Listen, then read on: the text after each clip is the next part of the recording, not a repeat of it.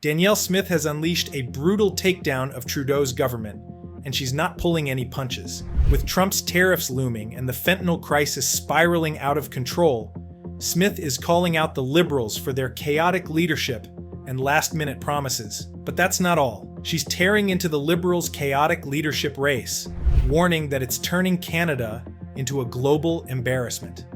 Smith warns that Canada is heading for disaster. A revolving door of prime ministers, empty promises, and a government too distracted by its own infighting to tackle the real issues. Is she right? Are Trudeau's latest moves just political theater? And what does this mean for Canada's future? This is the takedown everyone's talking about, and you won't believe what Smith had to say. Stay tuned. Danielle Smith's call to action on fentanyl and tariffs. Danielle Smith has had enough.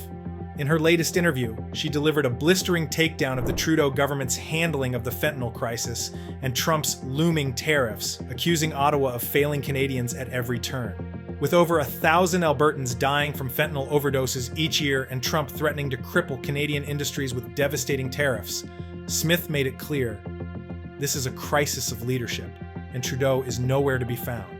Making excuses, stop saying, yeah, but we're not as bad as the other guys. We should just say, yes, we agree, and we're going to take care of our part of the issue so you don't have to worry about us anymore. So Smith's words cut through the noise, exposing the Trudeau government's inability or unwillingness to take decisive action. She didn't just criticize, she laid out the stakes in stark terms.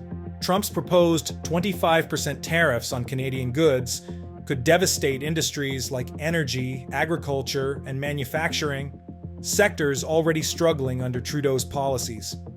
And yet, instead of addressing the root causes of the crisis, Smith argues that Trudeau's government is busy making excuses and deflecting blame.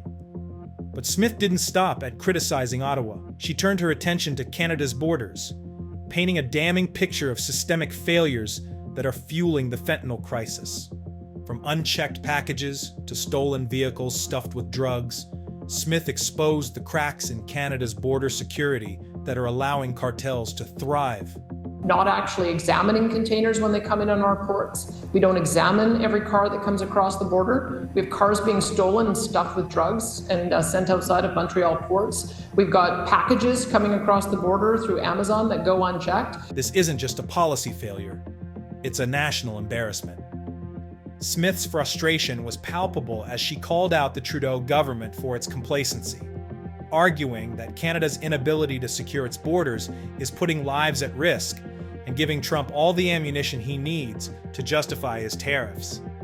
Smith's comments have ignited a firestorm of debate.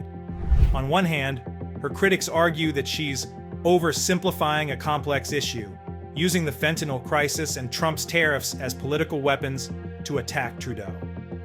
On the other hand, her supporters see her as a rare voice of reason in a sea of political posturing, someone willing to confront uncomfortable truths and demand accountability. But here's the real question: is Smith right? Is Trudeau's government truly failing to protect Canadians? Or is this just another case of political grandstanding? The facts are hard to ignore. Over 75,000 Americans die from fentanyl overdoses every year, and while Canada's numbers are smaller, they're no less tragic. Smith's argument that Canada needs to take responsibility for its role in the crisis is a stark contrast to Trudeau's silence. And let's not forget the economic stakes. Trump's tariffs aren't just a threat, they're a ticking time bomb. Smith's warning that Canada has only 30 days to show progress on the fentanyl issue before the tariffs return is a sobering reminder of how high the stakes really are. I'm not comfortable with the fact that over 1,000 people per year die in my province from fentanyl. I'm not comfortable with the fact that cartels are operating in my province. I'm not comfortable with the fact that I'm having to shut down super labs and drug houses. I'm not comfortable with that either. And so I'm not going to downplay the serious tragedy and loss of life in my province because of the Mexican. Smith's fiery rhetoric isn't just a critique, it's a challenge to a government that seems more focused on optics than outcomes, a challenge for Canadians to demand better from their leaders, and a challenge to Trudeau himself, whose ineffectiveness on these issues is becoming deafening. With Trump's tariffs looming and the fentanyl crisis spiraling out of control, the question isn't just whether Trudeau will act, it's whether his actions will have any meaningful effect. Because if they don't, the consequences won't just be political, they'll be catastrophic. Before we continue, I have a quick favor to ask. If you're enjoying the content, why not take a moment to like this video and subscribe to the channel? Believe it or not, over 98% of you watch without subscribing. Hitting that button is free and helps us out more than you know. Thanks a bunch. Now, let's get back to the video. Questioning Trudeau's promises? In response to mounting pressure from the US over the fentanyl crisis, the Trudeau government has unveiled a sweeping set of border security measures. These include the deployment of 10,000 border security officers, the appointment of a fentanyl czar, and the creation of a Canada-US Joint Strike Force to combat organized crime and fentanyl trafficking. On paper, it sounds like a bold plan. But Danielle Smith isn't convinced, and neither are many Canadians. Tariffs, the 2510 tariffs, will come back if we do not make serious efforts to reduce the number of deaths that are happening in the US that we're responsible for with fentanyl. So I think we have to make sure that we take that part of it seriously. Smith's skepticism is rooted in the timing and execution of these promises.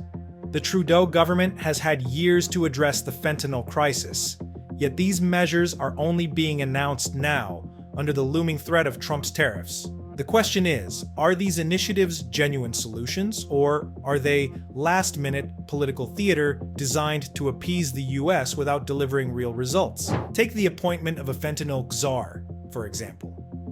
While the role is intended to improve collaboration with US law enforcement, critics argue that it's a symbolic gesture rather than a substantive solution. Will this new position actually dismantle fentanyl networks?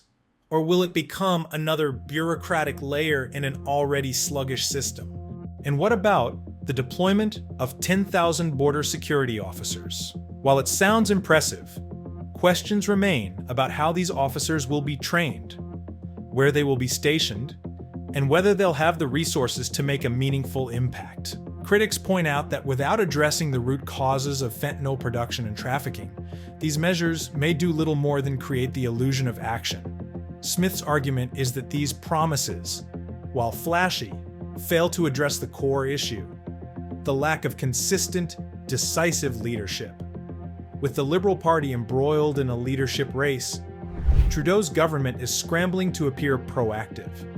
But the reality is that these measures may not be enough to prevent the tariffs from returning. The stakes couldn't be higher. If these initiatives fail, Canada risks not only the economic fallout of Trump's tariffs, but also a further erosion of trust in its leadership. Smith's critique is clear. Promises are easy to make, but results are what matter. And with the clock ticking, Canadians are left to wonder whether these measures are too little, too late. The clock is ticking? Finish it.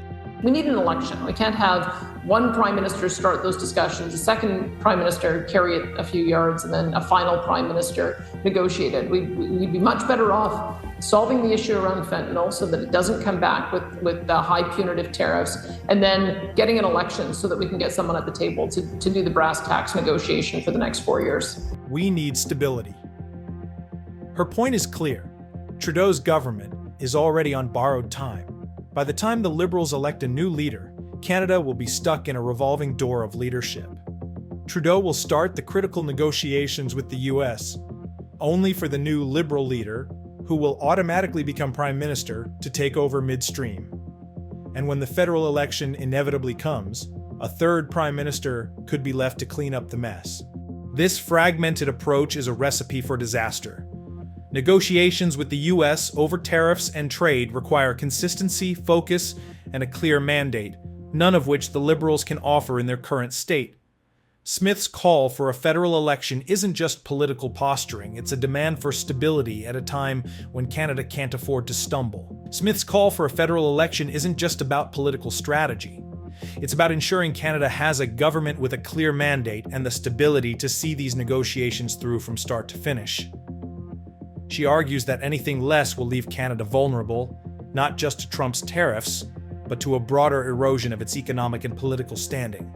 The Liberal leadership race, Smith suggests, is a distraction at the worst possible time. Instead of focusing on solutions, the party is consumed by infighting, leaving Canadians to wonder who is actually steering the ship. And with the clock ticking on Trump's 30-day ultimatum, the stakes couldn't be higher. Smith's message is clear. Canada needs stability, not a game of musical chairs in Ottawa. The question is whether Canadians will demand it or accept the chaos of a government in disarray. Canada is at a breaking point. With Trump's tariffs looming and the fentanyl crisis escalating, years of Trudeau's mismanagement have left a leadership void that Danielle Smith is eager to fill. The next 30 days will define Canada's future. Action or inaction, leadership or failure. What do you think? Is Smith the leader Canada needs, or is Trudeau's approach the right one? Let us know in the comments, and don't forget to like and subscribe for more.